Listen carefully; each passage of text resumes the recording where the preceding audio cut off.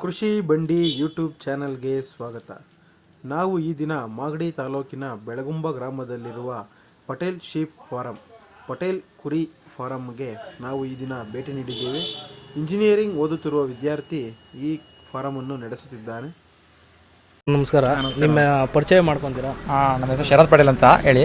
ಇದು ರಾಮನಗರ ಜಿಲ್ಲೆ ಮಾಗಡಿ ತಾಲೂಕು ಬೆಳಗುಂಬ ಗ್ರಾಮ ಪಂಚಾಯತಿ. ನಾವಿಲ್ಲಿ ಒಂದು ಮೇಕೆ ಮತ್ತು ಕುರಿ ಸಾಕಾಣಿಕೆ ಶೆಡ್ ಮಾಡಿದ್ವಿ. ಸರ್, ನೀವು ಎಜುಕೇಷನ್ ಏನು ಮಾಡಿದ್ದೀರಾ? ಸರ್, ನಾನು BE ಮೆಕ್ಯಾನಿಕಲ್ ಇಂಜಿನಿಯರ್ ಮಾಡ್ತಾ ಇದ್ದೀನಿ. ಫ್ರೀ ಇದ್ದಾಗ ಬೆಳಗ್ಗೆ 2 ಅವರ್ ಸಂಜೆ 2 ಅವರ್ ಶೆಡ್ ಮಾಮೂಲಿ ನೋಡ್ಕೊಂಡು ಹೋಗ್ತೀನಿ. ಡೈಲಿ ಕಾಲೇಜಿಂದ ಅಪ್ ಆ್ಯಂಡ್ ಡೌನ್ ಮಾಡೋದಿಲ್ಲ. ಇದ್ದೇನೆ ಕಾಲೇಜ್ ಬೆಂಗಳೂರಿಗೆ. ಬೆಳಗ್ಗೆ 2 ಅವರ್ ಇಲ್ಲಿ ಮಾಡಿ ಕಾಲೇಜ್ಗೆ ಹೋಗ್ಬರ್ತೀವಿ. ಸಂಜೆ ಬಂದು 2 ರಿಂದ 3 ಅವರ್ ಮಾಡ್ತೀವಿ.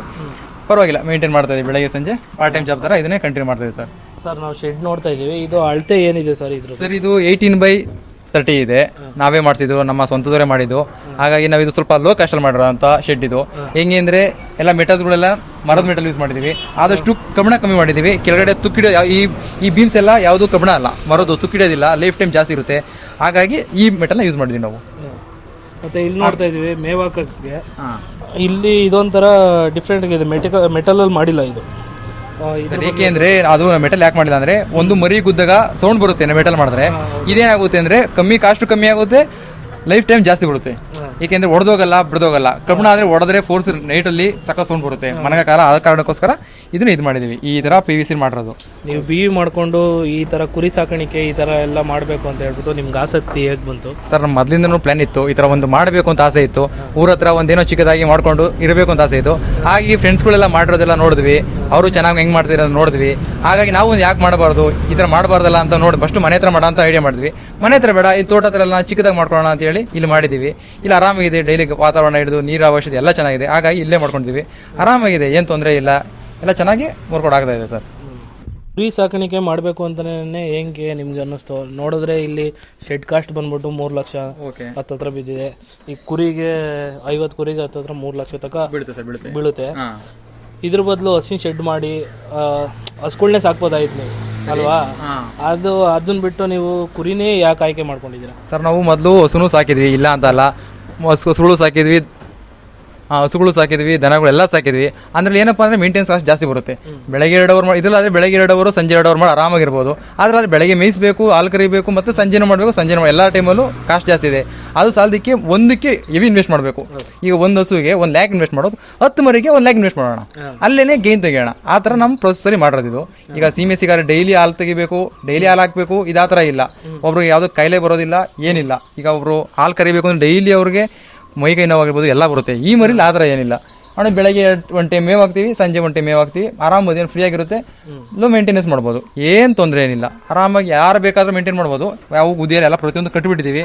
ಹಾಗಾಗಿ ನಾವು ಟಗರನ್ನೇ ಚಾಯ್ಸ್ ಮಾಡಿದ್ವಿ ಸರ್. ಮತ್ತು ಇನ್ನೊಂದು, ನಮ್ಮ ಇಲ್ಲಿ ಲೋಕಲಲ್ಲೆಲ್ಲ ಬಂದು ನಾಟಿ ಮರಿ ಅದೆಲ್ಲ ಸಾಕ್ತಾರೆ. ನಮ್ಮೂರ ಕಡೆ ಎಲ್ಲ ಅಲ್ಲೆಲ್ಲ ನಾಟಿ ಮರಿ ಆ ಥರ ಎಲ್ಲ ಸಾಕ್ತಾರೆ. ನೀವಿಲ್ಲಿ ಎಳಗ ಸಾಕಿದ್ದೀರಾ.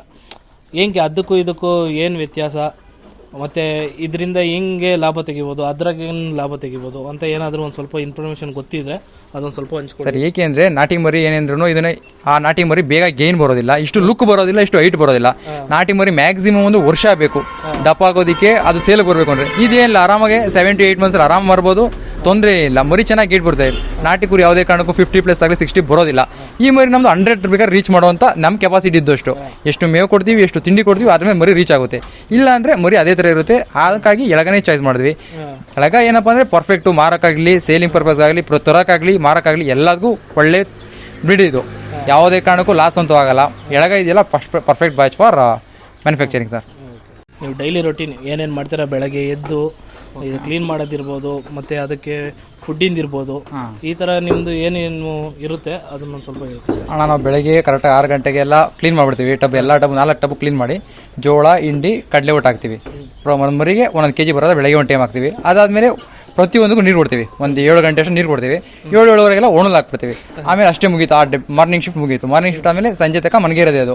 ಆಮೇಲೆ ಸಂಜೆ ಬರ್ತೀವಿ, ಇನ್ನೊಂದ್ಸಲ ಹುಲ್ಲಾಗಿ ಅದನ್ನ ಕ್ಲೀನ್ ಮಾಡ್ತೀವಿ. ಮಾಮೂಲಿ ಜೋಳ, ಹಿಂಡಿ, ಕಡಲೆ ಒಟ್ಟು ಈ 3 ರಿಪೀಟ್ ಮಾಡ್ತೀವಿ. ಮಾಮೂಲಿ ಸಂಜೆ ಇನ್ನೊಂದ್ಸರಿ ನೀರು ಕುಡಿಸ್ತೀವಿ, ಒಣದಾಗ್ತೀವಿ. ಇಷ್ಟೇ ರೊಟೀನ್ ಮಾಡೋದಿನ್ನೇ ಇಲ್ಲ. ಮಾಮೂಲಿ ಫ್ರೀ ಇದ್ರೆ ಮಾತ್ರ ಒಂದ್ಸರಿ ಇದೆಲ್ಲ ಮರ ಇದೆಯಲ್ಲ, ಮರೆಲ್ಲ ಕ್ಲೀನ್ ಮಾಡ್ತೀವಿ. ಫ್ರೀ ಟೈಮ್ಸಲ್ಲಿ ಮಾತ್ರ, ಈ ಡೈಲಿ ಏನು ಮಾಡೋಕ್ಕೋಲ್ಲ. ಫ್ರೀ ಟೈಮಲ್ಲಿ ಕ್ಲೀನ್ ಮಾಡ್ತೀವಿ. ಮಾಮೂಲಿ ನೊಣಮೊಳಗೇನ ಇದೆ ನೋಡ್ತೀವಿ. ಏನಕ್ಕೆ ಮರಿ ಡೈಲಿ ಆಕ್ಟಿವ್ ಆಗಿದೆ ಅಂತ ನೋಡ್ತೀವಿ. ಯಾಕೆಂದರೆ ತಿಂತಲ್ಲ ಡೈಲಿ ಕಾನ್ಸಂಟ್ರೇಟ್ ಮಾಡಲೇಬೇಕು ಇದನ್ನು. ಇಲ್ಲಾಂದರೆ ಒಂದಿನ ಒಂದು ಮರಿ ತಿನ್ನಲ್ಲ ಅಂದರೆ ಏನಾಗಿದೆ ಚೆಕ್ ಮಾಡಬೇಕು. ಒಂದು ಜ್ವರ ಬಂದಿದೆಯಾ, ಕೆಮ್ಮಲಾಗಿದೆ, ನೆಗಡಿ ಆಗಿದೆ, ಪ್ರತಿಯೊಂದು ಡೈಲಿ ಇನ್ಸ್ಪೆಕ್ಷನ್ ಮಾಡ್ತಾ ಇರಬೇಕು. ಪ್ರತಿಯೊಂದು ದಿನ ಮಾಡಿದ್ರೆ ಮರಿ ಹೇಗಿದೆ ಏನು ಅಂತ ಗೊತ್ತಾಗೋದು. ಅಂದರೆ ನೀವು ಇಲ್ಲಿ ಕ್ಲೀನ್ ಮಾಡಿಲ್ಲ ಅಂದ್ರೂ ಚೆನ್ನಾಗೇ ಕಾಣ್ತಾ ಇದೆ, ಏನು ಆ ಥರ ಇದೇನು ಆಗಿರೋ ಥರ ಏನು ಕಾಣ್ತಿಲ್ಲ.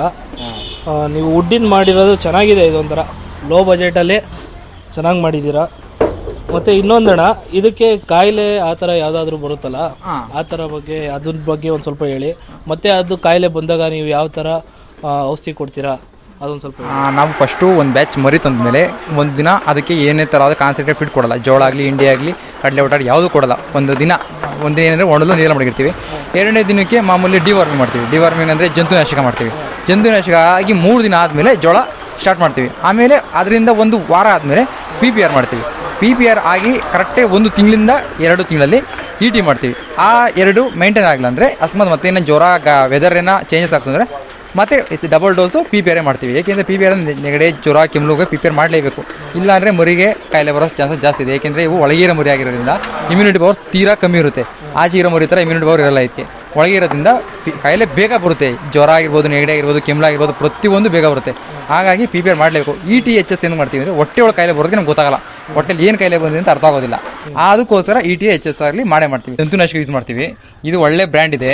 ಇದು ಪರ್ 500 ಲೀಟ್ರು 500 ml ಬಂದು 1000 ರೂಪೀಸ್ ಇದೆ. ಈ ಬ್ರ್ಯಾಂಡ್ ಯೂಸ್ ಮಾಡೋದು ಏನಪ್ಪ ಅಂದರೆ ಸಖತ್ ಯೂಸ್ ಇದೆ. ಒಂದು ದಿನ ಹಾಕಿದ್ರೆ ಮಾರನೇ ದಿನ ನೆಕ್ಸ್ಟ್ ಡೇನೆ ಪೂರ್ತಿ ಹುಳ ಬೀಳೋದು ಕಣ್ಣಿಗೆ ಕಾಣುತ್ತೆ. ಅದಕ್ಕೋಸ್ಕರ ಈ ಬ್ರ್ಯಾಂಡ್ ಯೂಸ್ ಮಾಡ್ತೀವಿ ನಾವು. ಅದು ಬಿಟ್ಟರೆ ಇದು ವಿಟಮಿನ್ ಟ್ಯಾಬ್ಲೆಟ್ಸ್ ಅಂತ ಯೂಸ್ ಮಾಡ್ತೀವಿ. ವಿಟಮಿನ್ ಅಂದ್ಬಿಟ್ಟಿದ್ದು ಇದೇನಿಗೆ ಅಂದರೆ ಮರಿ ಕೈ ಕಾಲು ಸ್ವಲ್ಪ ಸ್ವಾದ ಇಲ್ದಂಗೆ ನಡುಗ್ತೈತೆ ಮರಿ. ಆ ನಡುಗಬೇಕಾದ್ರೆ ಈ ಯೂಸ್ ಮಾಡ್ತೀವಿ. ಇದು ಚೆನ್ನಾಗಿದೆ, ಯೂಸ್ ಮಾಡ್ಬೋದು. ಅದು ಬಿಟ್ಟರೆ ಇದು ಎಂಡೋಸಿಪ್ ಅಂತ ಯೂಸ್ ಮಾಡ್ತೀವಿ. ಇದು ಒಂದು ನಾವು PPR ಆದಮೇಲೆ ಇದು ಕಾಯಿಲೆ ಬರುತ್ತೆ. ಒಂದು ನೆಗಡಿ, ಜ್ವರ ಆಗಿರ್ಬೋದು. ಅದು ಬಂದಾಗ ಡೈಲಿ 1 ಟೈಮ್ ಕೊಟ್ಟರೆ ನೆಗಡಿ ಆಗ್ಬೋದು, ಜ್ವರ ಆಗ್ಬೋದು, ಕೆಮ್ಮಲಾಗ್ಬೋದು, ಮತ್ತು ಏನೇ ಆದರೂ ಇದು ಕಂಟ್ರೋಲ್ ಮಾಡುತ್ತೆ. ಅದು ಬಿಟ್ಟರೆ ಇದೊಂದು ಯೂಸ್ ಮಾಡ್ತೀವಿ. ಇದು ಬಂದು ಮರಿ ಆಫ್ ಮೇವು ತಿಂದಾಗ ಚೆನ್ನಾಗಿ ಜೀರ್ಣ ಆಗಲಿ ಅಂತ ಹಾಕೋದು. ಹೊಟ್ಟೆ ಉಬ್ಬರ ಬಂದಿರುತ್ತೆ. ಹೊಟ್ಟೆ ಉಬ್ಬರ ಬಂದಾಗ 20 to 25 ಮಿನಿಟ್ಸಲ್ಲಿ ಹೊಟ್ಟೆ ಉಬ್ಬರ ಉಳಿದೋಗುತ್ತೆ.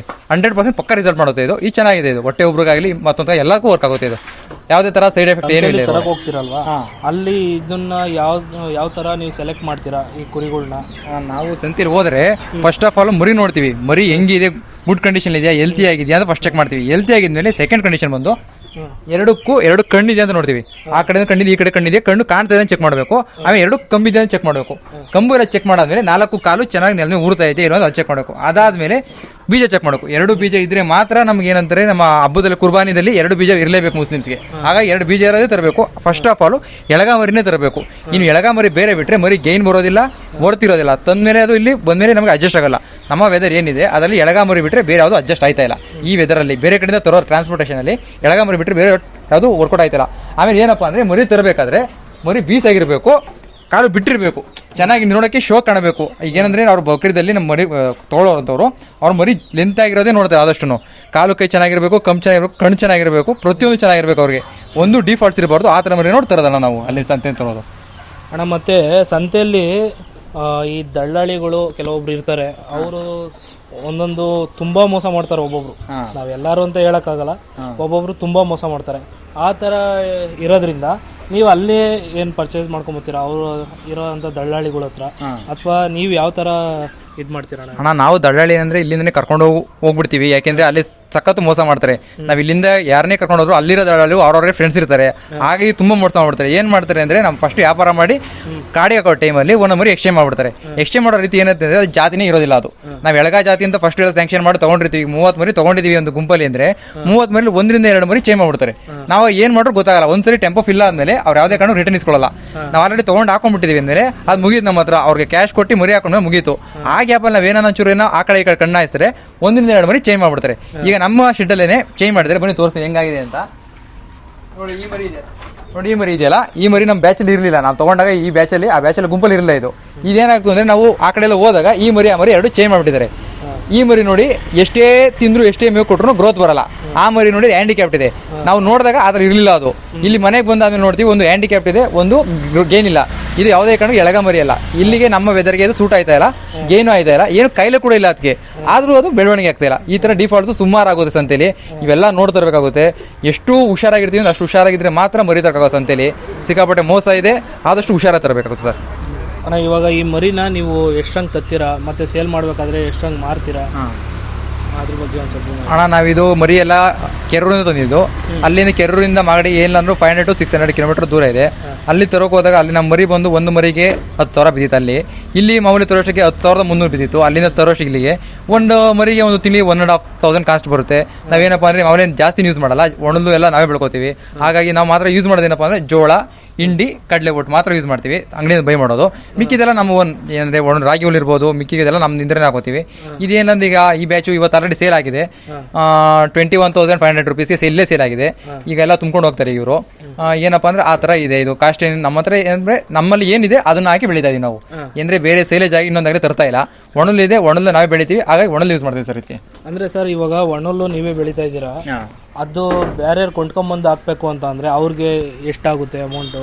ಸರ್ ಒಂದೊಂದು ಏರಿಯಾದಲ್ಲಿ ಒಂದೊಂದು ರೇಟ್ ಇದೆ. ಮ್ಯಾಕ್ಸಿಮಮ್ ಒಂದೊಂದು ಹೊರಗೆ 1,000 ರೂಪಾಯಿ ತಗೊಂಡು ಇದೆ, 500 ರೂಪಾಯಿ ತಗೊಂಡು ಇದೆ. ನಾವು ತೊಗೊಳೋದ ಮೇಲೆ ಡಿಪೆಂಡ್ ಆಗುತ್ತೆ ಸರ್. ಯಾವ ಥರ ಹುಲ್ಲು ಕ್ವಾಲಿಟಿ ಹುಲ್ ಬೇಕು ಅಂದರೆ ಕ್ವಾಲಿಟಿ ಅಮೌಂಟ್ ಆಗುತ್ತೆ, ಕ್ವಾಲಿಟಿ ಇಲ್ದಿರೋ ಹುಲ್ಗೆ ಒಂದು ರೇಟ್ ಆಗುತ್ತೆ. ಆ ಥರ ನಾವು ಡಿಪೆಂಡ್ ಅಪಾನ್ ಹುಲ್ ಮೇಲೆ ಡಿಪೆಂಡ್ ಆಗುತ್ತೆ. ನಾವು ಯಾವ ಥರ ಹುಲ್ ಬೇಕೋ ಆ ಥರ ಹುಲ್ಲು ತಂದು ಹಾಕ್ಬೋದು ಸರ್, ಏನು ತೊಂದರೆ ಇಲ್ಲ. ಅಂದರೆ ಅವ್ರಿಗೆ ಇವಾಗ ಕಾಸ್ಟ್ ಎಷ್ಟು ಬೀಳ್ಬೋದು ಅವ್ರಿಗೆ ಸರ್? ಮಾಮೂಲಿ ಎಲ್ಲರೂ ಒಂದು ಬ್ಯಾಚಿಗೆ ಮ್ಯಾಕ್ಸಿಮಮ್ ಹುಲ್ಲಿಂದ 20,000 ಬರುತ್ತೆ ಸರ್. ಒಂದು ಬ್ಯಾಚ್ ಈಗ ಬಕ್ರೀದ್ ಬ್ಯಾಚ್ 5 ತಿಂಗಳು ಮಾಡ್ತೀವಿ ಅಂದರೆ 20,000 ಹುಲ್ ಬೇಕೇ ಬೇಕು ಸರ್. ಇಲ್ಲಾಂದರೆ ಅದಕ್ಕೆ ಮೇಂಟೈನ್ ಮಾಡೋಕ್ಕಾಗಲ್ಲ. ಅದ್ರ ಕಮ್ಮಿ ಹುಲ್ಲು ಹಾಕಿದ್ರೆ ಮರಿಗೆ ಸಾಲಲ್ಲ. ದಿನಕ್ಕೆ ಏನಿಲ್ಲ ಒಂದು ಹೊರೆ ಹುಲ್ ಬೇಕೇ ಬೇಕು ಒಂದು ಮರಿಗೆ. ಒಂದು 20,000 ಖರ್ಚು ಹುಲ್ ಬಂದೇ ಬರ್ತದೆ ಸರ್. ಇಲ್ಲಿ ಕುರಿ ಶೆಡ್ಡು ಕೆಳಗಡೆ ಫುಲ್ಲು ಸ್ಪೇಸ್ ಖಾಲಿ ಇದೆ. ಅದರಲ್ಲಿ ನೀವು ಇವಾಗ ನಾನು ನೋಡ್ತಾ ಇರೋ ಪ್ರಕಾರ ಕೋಳಿ ಸಾಕಾಣಿಕೆ ಮಾಡ್ತಾ ಇದ್ದೀರಾ. ಅದ್ರ ಬಗ್ಗೆ ಒಂದು ಸ್ವಲ್ಪ ಮಾಹಿತಿ ಕೊಡಿ. ನಾವೆಂದರೆ ಜಾಸ್ತಿ ಕೋಳಿ ಸಾಕಿಲ್ಲ. ಫಸ್ಟು ಒಂದ್ಸಲಿ ಬಿಟ್ಟಿದ್ವಿ, ಒಂದು 50 to 60 ಕೋಳಿ ಬಿಟ್ಟಿದ್ವಿ. ಅದರಿಂದ ಏನು ಎತ್ಕೊಂಡ್ಬಿಡುತ್ತೆ. ಏನು ಎತ್ಕೊಂಡಾಗ ಮರಿ ಎಷ್ಟೇ ಚೆನ್ನಾಗಿ ಗ್ರೋತ್ ಬಂದಿರೋ ಏನು ಎತ್ಕೊಂಡಾಗ ಮರಿ ಹಾಳಾಗ್ಬಿಡುತ್ತೆ. ಆಗ ಏನಾಗುತ್ತೆ ಅಂದರೆ ಕೋಳಿ ಯಾವುದೇ ಕಾರಣಕ್ಕೂ ಕೆಳಗಡೆ ಜಾಸ್ತಿ ಸಾಕ್ಬೋದು. ಏನಂದರೆ ಮನೆಗೆ ಎಷ್ಟು ಬೇಕೋ ಅಷ್ಟು ನಾಟಿ ಕೋಳಿ ಆಗಿರ್ಬೋದು, ಇನ್ನೊಂದಾಗಿರೋ ಚಿಕ್ಕದು ಎಷ್ಟು ಬರುತ್ತೆ ಒಂದು 5-6 ಸಾಕೊಂಡ್ರೆ ತೊಂದರೆ ಏನಿಲ್ಲ. ಆಮೇಲೆ ಅದರಲ್ಲೂ ಪರವಾಗಿಲ್ಲ. ಪ್ರಾಫಿಟ್ ಏನು ಅದು ಪ್ರಾಫಿಟಿಗೂ ಮಾಡೋಂಗಿಲ್ಲ, ಮನೆಗೆ ಮೋಸ್ಕರ ಮಾಡೋಕ್ಕೆ ಹೊರತು ಪ್ರಾಫಿಟ್ಗೋಸ್ಕರ ಮಾಡಬಾರ್ದು. ಅದೇನಂದರೆ ಕೆಳಗಡೆ ಜೋಳ ಬಿಟ್ಟಿರೋದು ಅದು ತಿನ್ನೋದೇ ಹೊರತು ಅದು ಯಾವುದೇ ಥರ ಗಲೀಜು ಮಾಡೋಲ್ಲ. ಆದಷ್ಟು ನಾಟಿ ಕೋಳಿ ಮಾತ್ರ ಸಾಕಬೇಕು, ಬೇರೆ ಥರ ಯಾವ್ದು ಜಾತಿ ಸಾಕಬಾರ್ದು. ಏಕೆಂದರೆ ನಾಟಿ ಕೋಳಿದು ಅಷ್ಟು ಸ್ಮೆಲ್ ಕಮ್ಮಿ ಇರುತ್ತೆ, ಎಲ್ಲ ಕಮ್ಮಿ ಇರುತ್ತೆ. ಮೊಟ್ಟೆ ನಮ್ಮ ಮಾಮೂಲಿ ಡೈಲಿ ಒಂದು ಮೊಟ್ಟೆ ಬಂದು ನಮ್ಮ ಮನೆಗೆ ಎಷ್ಟಾಗುತ್ತೋ ಅಷ್ಟು ಮಾತ್ರ ತಗೊಂಡು ಸಾಕೊಂಡ್ರೆ ಸಾಕೋದು ಸರ್ ಅದು. ಸರ್ ಅದಕ್ಕೆ ಇವಾಗ ಕೋಳಿಗಳು ನಿಮ್ಮ ಹತ್ರ ನೋಡಿದ ಪ್ರಕಾರ ತುಂಬ ಇದ್ದಾವೆ. ಅದಕ್ಕೆ ಇವಾಗ ಫುಡ್ ಯಾವ ಥರ ಹಾಕ್ತೀರಾ ಮತ್ತು ಮೆಡಿಷನ್ ಯಾವ ಥರ ಕೊಡ್ತೀರಾ ಅದೊಂದು ಸ್ವಲ್ಪ ಮಾಹಿತಿ. ಸರ್ ನಾನು ಟಗರು ಮಾತ್ರ ಮೇಂಟೈನ್ ಮಾಡ್ತಾ ಇದ್ದೀನಿ. ಕೋಳಿ ಬಗ್ಗೆ ನಾನು ತಮ್ಮ ಹೇಳ್ತಾರೆ, ಅವ್ರನ್ನ ನೀವು ಕೇಳ್ಕೊಳ್ಳಿ ಸರ್. ಸರ್ ನಮಸ್ತೆ. ಸರ್ ನಿಮ್ಮ ಹೆಸರು ಒಂದು ಸ್ವಲ್ಪ? ಸರ್ ಭರತ್ ಪಟೇಲ್ ಅಂತ ನನ್ನ ಹೆಸರು. ಇವಾಗ ಕೋಳಿ ಮೇಂಟೈನ್ ಮಾಡ್ತಾ ಇರೋದು ನಿಮ್ಮ ಅಣ್ಣ ಹೇಳಿದ ಪ್ರಕಾರ ನೀವು ಅಂತ ಹೇಳಿದ್ರು. ಇವಾಗ ಅಣ್ಣ ತಮ್ಮದಿರು ಇಬ್ಬರು ಸೇರ್ಕೊಂಡು ಮಾಡ್ತಾ ಇದ್ದೀರಾ, ಒಂಥರ ರಾಮ ಲಕ್ಷ್ಮಣ ಥರ ಇದ್ದೀರಾ, ಖುಷಿಯಾಗುತ್ತೆ. ಅದು ಕೋಳಿ ಬಗ್ಗೆ ನೀವು ಮಾಹಿತಿ ಹೇಳ್ತೀರಾ ಅಂತ ನಿಮ್ಮ ಅಣ್ಣ ಹೇಳಿದ್ರು, ಅದ್ರ ಬಗ್ಗೆ ಒಂದು ಸ್ವಲ್ಪ ಹೇಳಿ ಸರ್. ಕೋಳಿ ನಮ್ಮ ಹತ್ರ ಈಗ ಒಂದು 30 ಕೋಳಿ ಇದೆ, ನಾಟಿ ಕೋಳಿ. ಅದಕ್ಕೆ ನಾವು ಡೈಲಿ ಅಂದರೆ ರಾಗಿ ಹಾಕ್ತೀವಿ, ಬೆಳಗ್ಗೆ ಒಂದು ಟೈಮು ನೆನೆಸ್ಬಿಟ್ಟು ಹಾಕ್ತೀವಿ. ಮಧ್ಯಾಹ್ನ ಅದಕ್ಕಿಂತ ಸಪ್ರೇಟಾಗಿ ಫುಡ್ ತಂದು ಮಾಡಿಕೊಂಡಿದ್ದೀವಿ, ಫುಡ್ ಹಾಕ್ತೀವಿ. ಮರಿಗೂ ಸಪ್ರೇಟಾಗಿ ಫುಡ್ ಇದೆ, ಅದು ಮರಿಗೆ ಮಾತ್ರ ಕೊಡ್ತೀವಿ ನಾವು, ದೊಡ್ಡ ಕೊಡಲ್ಲ. ಅದು ಹಾಕೋದ್ರಷ್ಟು ಚೆನ್ನಾಗಿ ಬರುತ್ತೆ ಮರಿ, ಅದರಿಂದ ಅವಕ್ಕೆ ಆಗುತ್ತೆ ಫುಡ್. ಅದನ್ನು ನಾವು ತಗೊಂಡು ದುಡ್ಡು ಕೊಟ್ಟು ತಂದು ನಾವು ಮರಿಗೆ ಹಾಕ್ತೀವಿ ಅದನ್ನು. ಅಣ್ಣ ಇವಾಗ ನಿಮ್ಮ ಹತ್ರ ಕೋಳಿಗಳಿದಾವಲ್ಲ, ನೋಡಿದ ಪ್ರಕಾರ ಅದು ಯಾವ್ಯಾವ ಜಾತಿ ಕೋಳಿಗಳಿದಾವೆ? ನಮ್ಮ ಹತ್ರ ನಾಟಿ ಕೋಳಿ ಸ್ವಲ್ಪ ಇದೆ, ಅದರಲ್ಲೂ ಫೈಟ್ರು ಸ್ವಲ್ಪ ತಂದಿದ್ದೀನಿ ನಾನು. ಅದರಲ್ಲಿ ಸ್ವಲ್ಪ ಹುಂಜ ಇದ್ದಾವೆ, ಹಸಿಲ್ ಅಂತವು ಮರಿಗಳು. ನಾನು ಮೊಟ್ಟೆ ಇಲ್ಲೇ ಇಡಿಸಿ ಮರಿಯನ್ನು ಸ್ವಲ್ಪ ಮಾಡಿಸಿದ್ದೀನಿ. ಅದು ಇವಾಗ ಅಂದರೆ ಈ ಶೆಡ್ ಮಾಡೋ ಆದಮೇಲೆ ಸ್ವಲ್ಪ ದಿನ ಆದಮೇಲೆ ಮಾಡಿಸಿರೋದು, ಮೊದಲಿಂದೇನು ಹಾಕಿಲ್ಲ. ಫಸ್ಟ್ ನಾವು ನಾಟಿ ಕೋಳಿ ಹಾಕಿದ್ದು, ಆಮೇಲೆ ಹಿಂಗೆ ನನಗೂ ಸಾಕಬೇಕು ಅಂತ ಸ್ವಲ್ಪ ಇದು ಬಂತು, ಅದರಿಂದ ಅವನು ಸ್ವಲ್ಪ ಸಾಕೊಂಡಿದ್ದೀನಿ. ಅದರಲ್ಲೂ ಸ್ವಲ್ಪ ಈಗೆಲ್ಲ ಮರಿಗಳೆಲ್ಲ ಮಾಡಿಸಿದ್ದೀನಿ.